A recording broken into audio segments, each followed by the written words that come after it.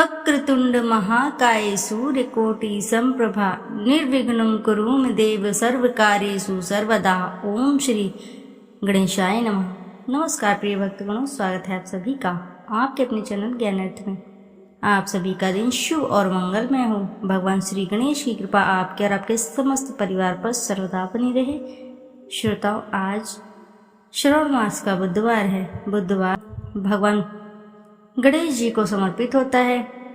आज के दिन जो भी साधक बुधवार की सच्ची श्रद्धा के साथ एवं लग्न लगाकर इनकी कथा का रसपान करते हैं तो उनके सभी मनोरथ शीघ्र ही पूर्ण होते हैं।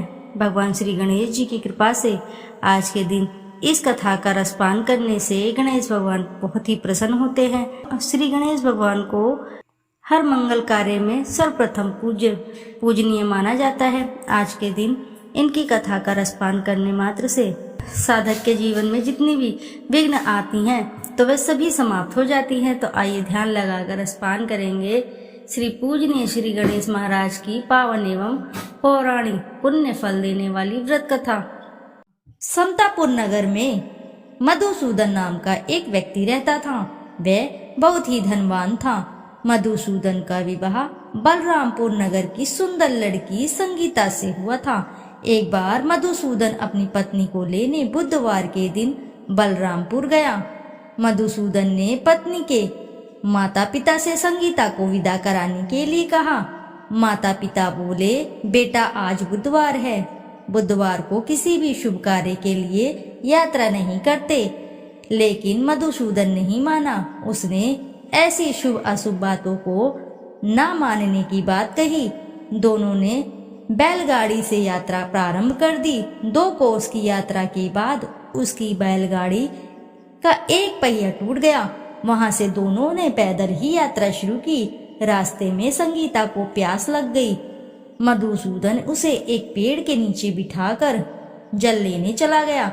थोड़ी देर बाद जब मधुसूदन कहीं से जल लेकर वापस आया तो वह बुरी तरह हैरान हो उठा, क्योंकि उसकी पत्नी के पास उसी की ही शक्ल सूरत का एक दूसरा व्यक्ति बैठा था।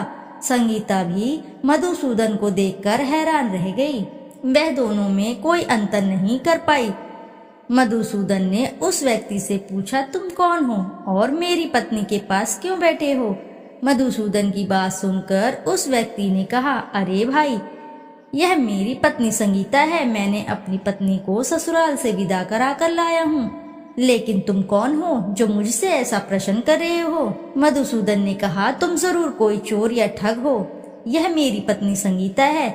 मैं इसे पेड़ के नीचे बिठाकर जल लेने गया था। इस पर उस व्यक्ति ने कहा, अरे भाई, झूठ तो तुम बोल रहे हो। संगीता को प्यास लगने पर जल लेने तो मैं गया था। मैंने तो जल लाकर अपनी पत्नी को पिला भी दिया। अब तुम चुपचाप यहाँ से चलते बनो, नहीं तो किसी सिपाही को बुलाकर तुम्हें पकड़ा दूंगा। दोनों एक दूसरे से लड़ने लगे। उन्हें लड़ते देख बहुत से लोग वहाँ एकत्र हो गए। नगर के कुछ सिपाही भी आ गए। सिपाही उन दोनों को पकड़कर राजा के पास ले गए। सारी कहानी सुनकर राजा भी कोई निर्णय नहीं कर पाया। संगीता भी उन दोनों में से अपने वास्तविक पति को नहीं पहचान पा रही थी। राजा ने दोनों को कारागार में डाल देने के लिए कहा। राजा के फैसले पर असली मधुसूदन भयभीत हो उठा। तभी आकाशवाणी हुई, मधुसूदन, तूने संगीता के माता पिता की बात नहीं मानी और बुधवार के दिन अपने ससुराल से प्रस्थान किया। यह सब भगवान बुद्धदेव के प्रकोप से हो रहा है। मधुसूदन ने भगवान बुद्धदेव से प्रार्थना की कि हे भगवान बुद्धदेव, मुझे क्षमा कर दीजिए।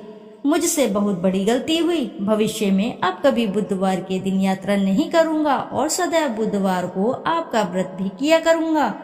मधुसूदन के प्रार्थना करने से भगवान बुद्धदेव ने उसे क्षमा कर दिया। तभी दूसरा व्यक्ति राजा के सामने से गायब हो गया। राजा और दूसरे लोग इस चमत्कार को देखकर बहुत हैरान हो गए। भगवान बुद्धदेव की इस अनुकंपा से राजा ने मधुसूदन और उसकी पत्नी को सम्मान पूर्वक विदा किया। कुछ दूर चलने पर रास्ते में उन्हें बैलगाड़ी मिल गई। बैलगाड़ी का टूटा हुआ पहिया भी जुड़ा हुआ था। दोनों उसमें बैठकर समतापुर की ओर चल दिए। मधुसूदन और उसकी पत्नी संगीता दोनों बुधवार को व्रत करते हुए आनंद पूर्वक जीवन व्यापन करने लगे।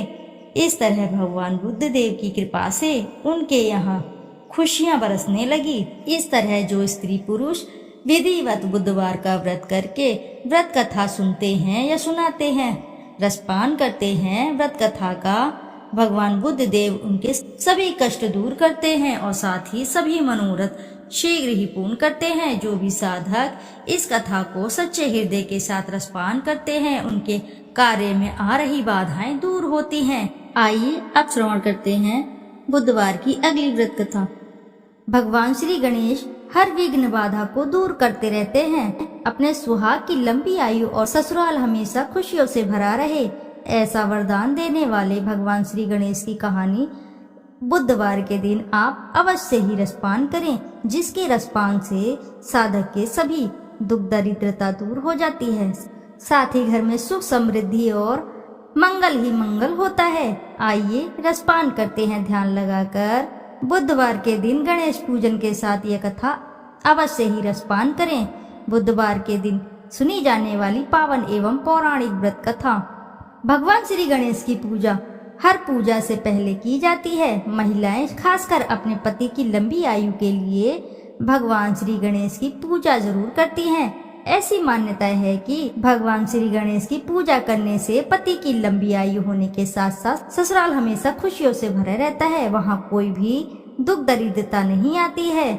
आइए रसपान करते हैं ध्यान लगाकर विघ्नहर्ता मंगल करता श्री गणेश जी की पावन एवं पौराणिक व्रत कथा। एक समय की बात है, एक भाई बहन रहते थे। बहन का नियम था कि वह अपने भाई का चेहरा देखकर ही खाना खाती थी। हर रोज वह सुबह उठती और जल्दी जल्दी सारा काम करके अपने भाई का मुंह देखने के लिए उसके घर जाती थी। एक दिन रास्ते में एक पीपल के नीचे गणेश जी की मूर्ति रखी थी। उसने भगवान के सामने हाथ जोड़कर कहा कि मेरे जैसा अमर सुहाग और मेरे जैसा अमर पीहर सबको दीजिए।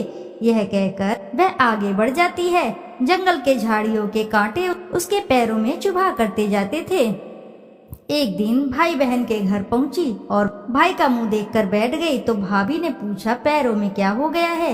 यह सुनकर उसने भाभी को जवाब दिया कि रास्ते में जंगल के झाड़ियों के गिरे हुए कांटे पांव में चुभ गए हैं। जब वह वापस अपने घर आ जाए तब भाभी ने अपने पति से कहा कि रास्ते को साफ करवा दो, आपकी बहन के पांव में बहुत सारे कांटे चुभ गए हैं। भाई ने तब कुल्हाड़ी लेकर सारी झाड़ियों को काटकर रास्ता साफ कर दिया, जिससे गणेश जी का स्थान भी वहां से हट गया था। यह देखकर भगवान गुस्सा हो गए और उसके भाई के प्राण हर लिए।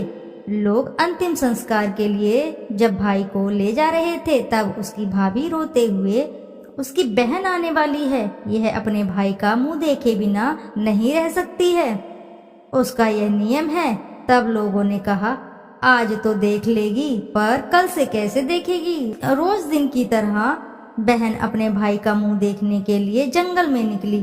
तब जंगल में उसने देखा कि सारा रास्ता साफ किया हुआ है। जब वह आगे बढ़ी तो उसने देखा कि सिद्धि विनायक को भी वहां से हटा दिया गया है। तब उसने जाने से पहले गणेश जी को एक अच्छे स्थान पर रखकर उन्हें स्थान दिया और हाथ जोड़कर बोली, भगवान मेरे जैसा अमर सुहाग और मेरे जैसा अमर पीहर सबको देना। और फिर बोलकर आगे निकल गई। तब भगवान सोचने लगे अगर इसकी नहीं सुनी तो हमें कौन मानेगा, हमें कौन पूजेगा।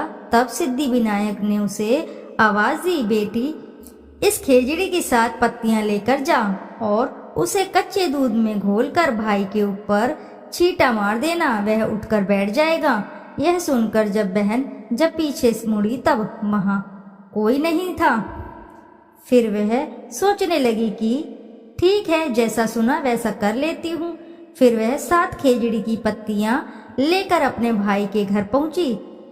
उसने देखा वहां कई लोग बैठे हुए हैं, भाभी भी बैठी रो रही और भाई की लाश रखी है। तब उसने उस पत्तियों को बताए हुए नियम के तहत भाई के ऊपर इस्तेमाल किया। तब भाई उठकर बैठ गया। तब भाई बहन से बोला, मुझे बहुत गहरी नींद आ गई थी तब बहन बोली, यह नींद किसी दुश्मन को भी ना आए। और उसने सारी बात अपने भाई को बता दी। तो मान्यता के अनुसार यह है गणेश जी की चमत्कारी कहानियां। प्रेम से बोलिए प्रिय भक्तगणों, जय श्री गणेश महाराज की।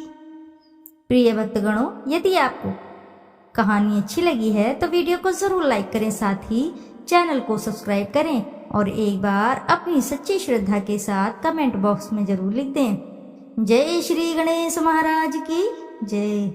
फिर मिलते हैं आपसे ऐसी किसी कथा कहानी में। जब तक के लिए नमस्कार श्रोताओं।